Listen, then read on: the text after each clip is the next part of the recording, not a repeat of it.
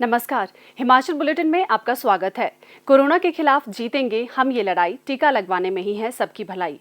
18 वर्ष से अधिक आयु के व्यक्ति टीकाकरण के लिए पंजीकरण करवाएं। पंजीकरण के लिए www.cowin.gov.in अथवा selfregistration.cowin.gov.in पर लॉगिन कर अपना मोबाइल नंबर दर्ज करें। मोबाइल पर प्राप्त OTP नंबर दर्ज करें और सत्यापित करें। फॉर्म के अनुसार विवरण भरें और स्वयं को पंजीकृत करें। टीकाकरण के उपरांत भी 3 बहुमूल्य नियम अवश्य अपनाएं। हमेशा मास्क पहनें, अपने हाथ साबुन और पानी से नियमित तौर पर अच्छी तरह धोएं, दूसरों से उचित दूरी बनाकर रखें। अब पेश हैं आज के समाचार। राज्यपाल श्री बंडारू दत्तात्रेय ने मुख्यमंत्री श्री जयराम ठाकुर की उपस्थिति में आज राजभवन में राष्ट्रीय रेड क्रॉस सोसाइटी के उपाध्यक्ष एवं भारतीय जनता पार्टी के राज्य प्रभारी डॉक्टर अविनाश राय खन्ना द्वारा लिखित माई एक्सपीरियंस ड्यूरिंग कोविड-19 पुस्तक का विमोचन किया। श्री जयराम ठाकुर ने डॉक्टर अविनाश राय खन्ना के प्रयासों की सराहना करते हुए कहा कि एक प्रेरणाप्रद पुस्तक है जिसमें प्रतिकूल परिस्थितियों पर विजय प्राप्त करने के बारे में बताया गया है। मुख्यमंत्री श्री जयराम ठाकुर ने आज शिमला में कहा कि हिंदुस्तान पेट्रोलियम कॉर्पोरेशन लिमिटेड ने ऊना जिले में 125 किलो लीटर प्रतिदिन क्षमता का अनाज आधारित इथेनॉल प्लांट स्थापित करने का निर्णय लिया है। मुख्यमंत्री ने कहा कि एथेनॉल प्लांट और उच्च क्षमता युक्त रेल फेड फ्यूल टर्मिनल स्थापित करने के लिए प्रदेश सरकार ऊना जिला में लगभग 70 एकड़ भूमि प्रदान करेगी। उन्होंने कहा कि एथेनॉल उत्पादन के लिए प्रदेश के कांगड़ा, हमीरपुर, बिलासपुर और ऊना जिलों के अलावा पंजाब के निकटवर्ती जिलों होशियारपुर और रूपनगर से भी चावल और मक्की इत्यादि प्रमुख कच्चा माल खरीदा जाएगा।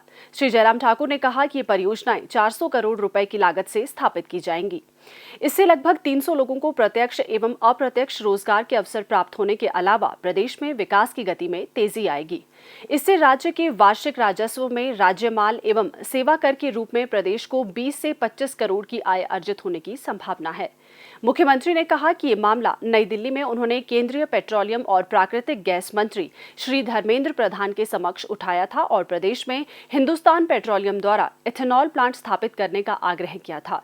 इथेनॉल संयंत्र में अनाज से इथेनॉल बनाया जाता है, जिसे पेट्रोल और डीजल में मिश्रित करने से प्रदेश में वाहनों से उत्सर्जित होने वाले प्रदूषण में कमी आएगी।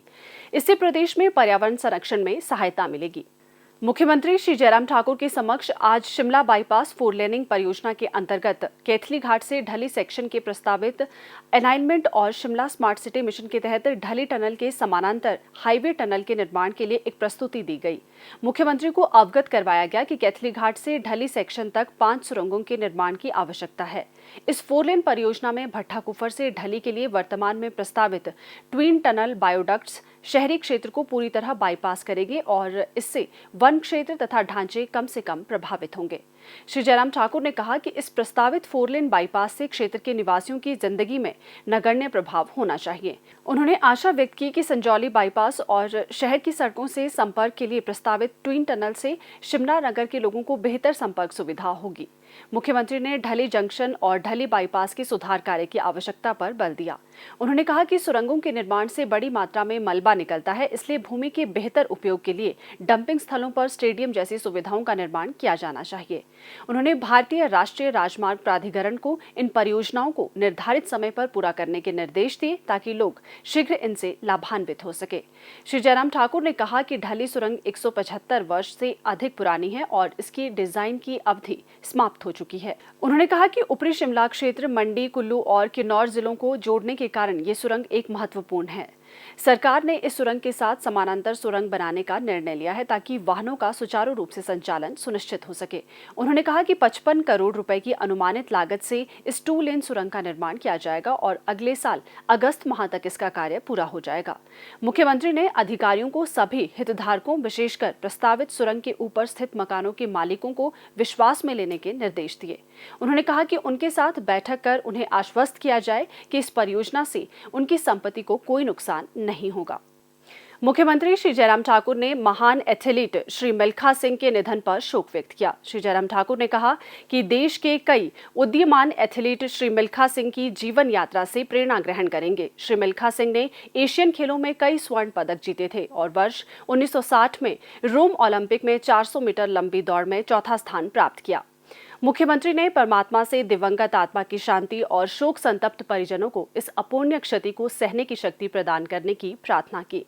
मुख्यमंत्री ने पत्रकारों से अनौपचारिक बातचीत करते हुए कहा, मिल्खा सिंह अपने आप में एक खेल जगत में बड़ा नाम था और भारत का नाम उनने राष्ट्रीय नहीं अंतर्राष्ट्रीय स्तर पर एक बार नहीं अनेक इवेंट्स के माध्यम से पहचान देने की उसमें उन्होंने बहुत बड़ा काम किया है।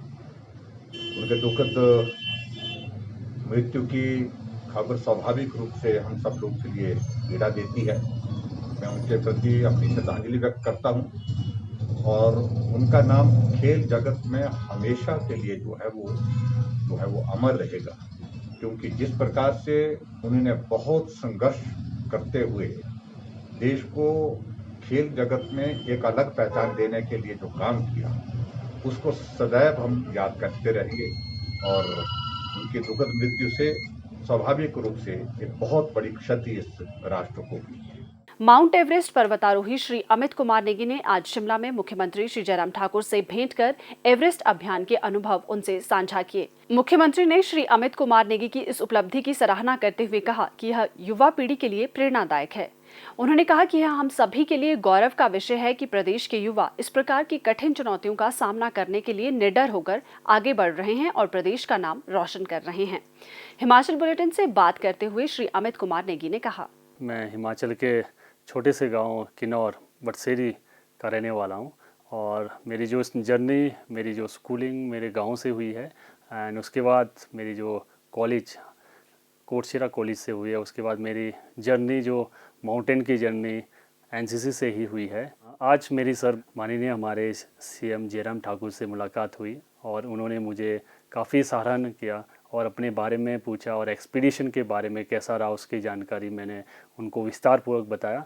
और आगे की जो मेरा जो टारगेट है वो वर्ल्ड की तीसरी हाईएस्ट माउंटेन और इंडिया की पहली कंचनजुंगा, मैं नेक्स्ट ईयर में उसका प्लान कर रहा हूँ। उसकी तैयारियाँ भी अब मैं वापस घर जाने के बाद मैं ज़रूर उसकी तैयारियाँ करूँगा। माननीय श्री जयराम ठाकुर जी ने मुझे काफ़ी सहयोग दिया, सपोर्ट किया। हिमाचल गवर्नमेंट के सहयोग से आज मैं इस माउंट एवरेस्ट की टॉप तक पहुंच सका और आगे भी जो मेरे जो लक्ष्य है, जो मेरे टारगेट है वो मैं अचीव करता रहूं और हिमाचल गवर्नमेंट से मेरी आगे भी यही गुजारिश है और आगे भी उम्मीद है और मुझे ऐसे ही प्रोत्साहन करें। मैं जो आने वाले जो युवा हैं उनसे यही उम्मीद करूंगा कि आप नशे के चीज़ों को अवॉइड कीजिए और एडवेंचर की चीज़ अपनाइए, एडवेंचर में कैरियर बनाइए और एडवेंचर में बहुत कुछ है।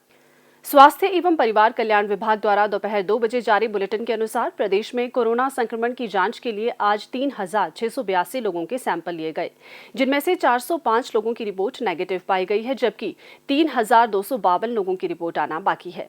अभी तक 22,71,131 लोगों की जांच की जा चुकी है, जिनमें से 20,67,700 सैंपल की जांच नेगेटिव पाई गई है।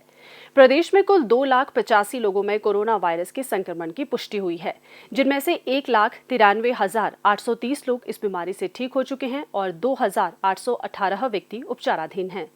हिमाचल बुलेटिन देखने के लिए सब्सक्राइब करें YouTube channel DPR Himachal, follow करें ट्विटर @DPRHP, लाइक करें Facebook page information and public relations department Himachal Pradesh, visit करें वेबसाइट www.himachalpr.gov.in।